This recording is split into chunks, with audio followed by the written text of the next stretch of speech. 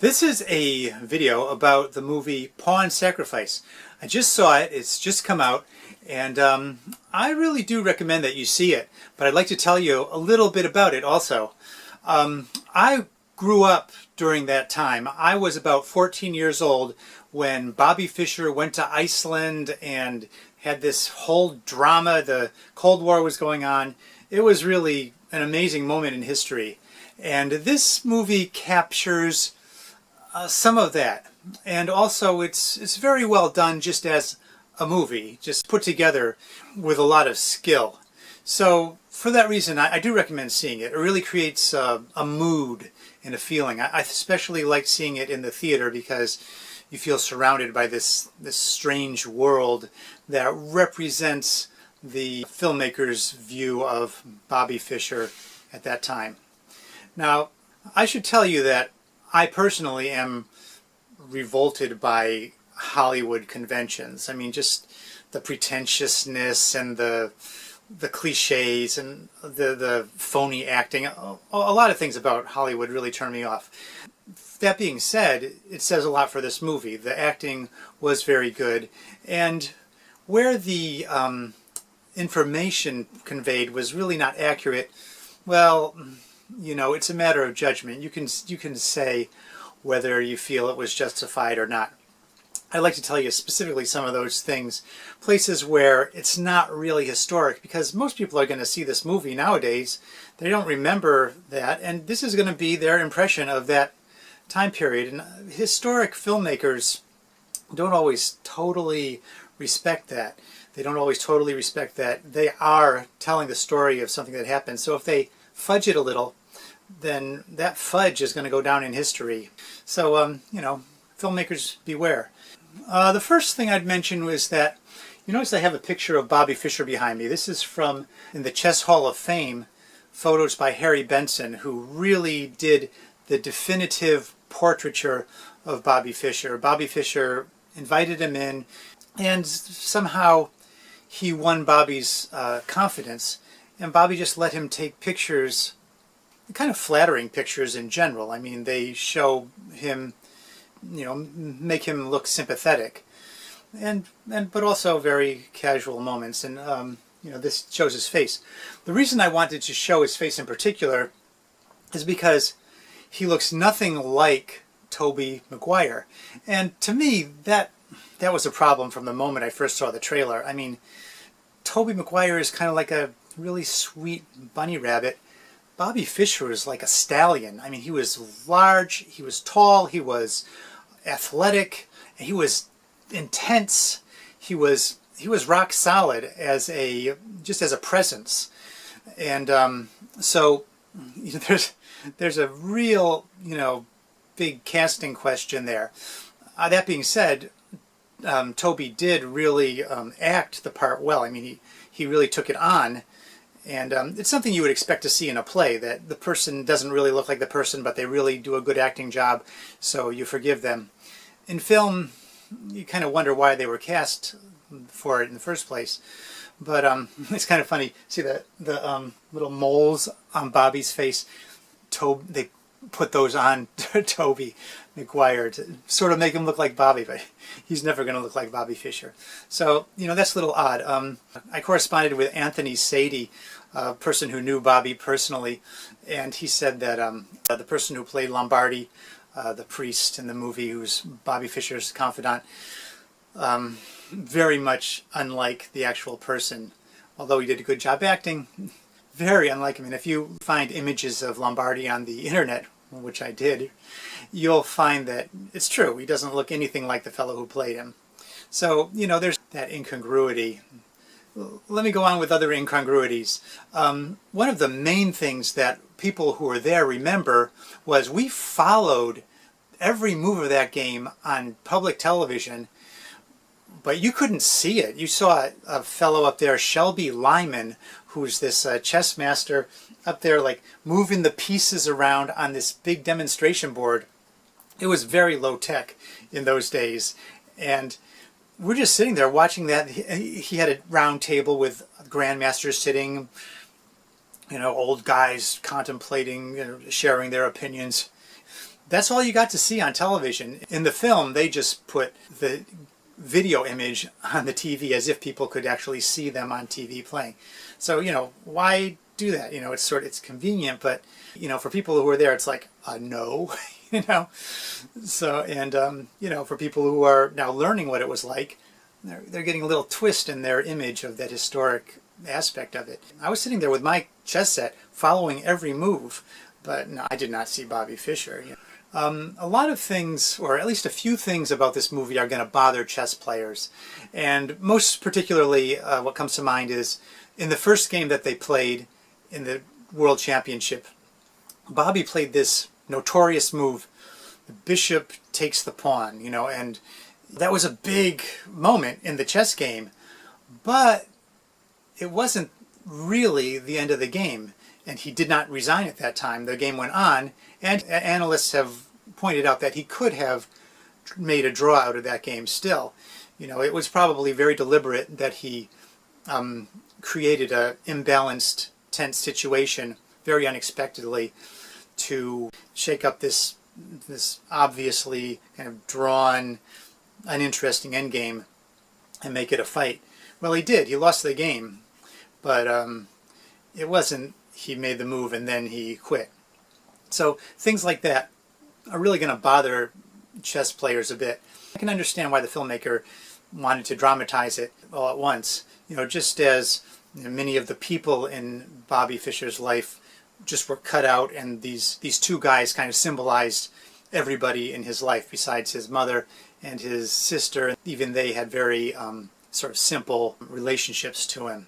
Another thing that chess players might not like so much is that the film doesn't really tell how spectacular Bobby's chess performance was. I mean, yes, he played very well and people were impressed and he won the world championship, but he just shut out some of the best chess players in the world. On his way to the championship, he had to have a competition with Larsen and Taimanov, some of the high chess grandmasters.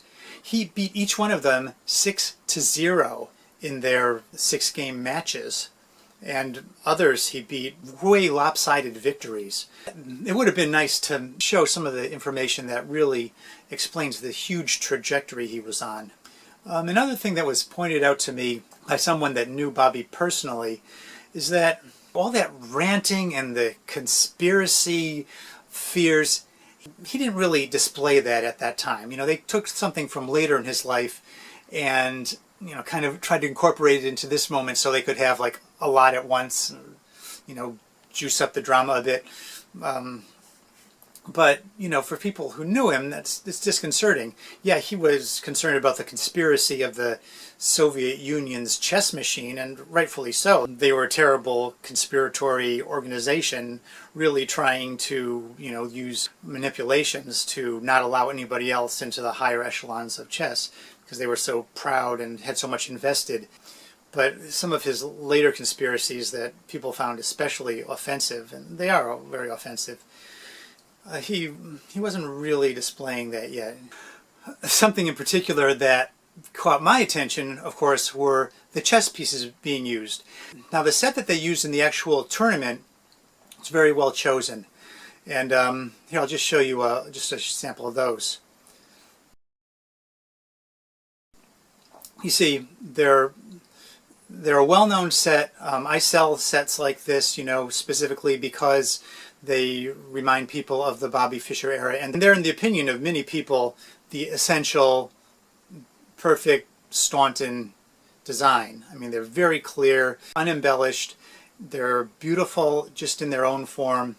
That's what they used, and the pieces that were used in the film very, very closely, just like the ones that I sell, represent the ones that were actually used. Now, the chess set that Bobby Fischer used for his own practice, that's a very well-known, unusual set. It's called the Dubrovnik set. And for some reason they didn't use that, even though it's photographed in Life magazine, and you can always see him practicing with this particular kind of set that was designed in Yugoslavia. They really should have had that in the film as far as I'm concerned, but they didn't. And for some reason they had Boris Spassky using something that we call the Zagreb chess set. Now the Zagreb set is kind of a compromise between the Dubrovnik set and a standard Staunton set. I don't really know if that possibly could have been used. It's a Russian design. But then something really strange is that at the end of the film, when they showed Bobby with his own chess set again, suddenly they showed him with that Zagreb design, which is sort of like the Dubrovnik, which he usually had, but why the change? Okay, and all the chess sets they had were good, and you know, the most important one was really right on. I should also mention, when he was a kid, his first chess set was a plastic set, not a wooden set like they showed. Still a cheap set, gave the idea, but you know, little things like that. You know, if you care about chessmen like I do, then you know, you say, well, why not, you know, go the extra few yards and make those accurate. Let me just tell you a couple of pet peeves I had in the movie, because, you know, on YouTube you can get off on your pet peeves, right? There's one scene where the CIA guy who becomes Bobby's friend, he's like smoking a cigarette, okay, when he meets him. And he's got this cigarette in his mouth, and he goes through this whole scene with this cigarette bouncing up and down in his mouth. Everything he says is right in the middle of his mouth, and it's bouncing up and down like this. And I'm going like, come on, take a drag of it, put it in your hand, do something with it, stop it bouncing up and down. But he doesn't, it just keeps bouncing up and down, bouncing up and down, as he's going through this whole process of befriending Bobby Fischer. Oh man, that was like really silly. It's true, everybody smoked in those days. A lot of people smoked in those days. Not my parents, not me, but a lot of people did. But this is just kind of really silly. Another thing that really kind of irked me was the makeup on the women wasn't really well done.